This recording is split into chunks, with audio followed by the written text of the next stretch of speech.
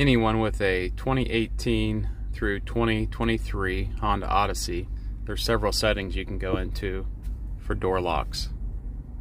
Settings, vehicle, go down to door setup, auto door lock. Your doors will lock at either 10 miles an hour or as soon as you shift it from park. And you can save that. You can also set it to when you get to your destination, the doors will unlock automatically when you put it in park or when the driver's door opens.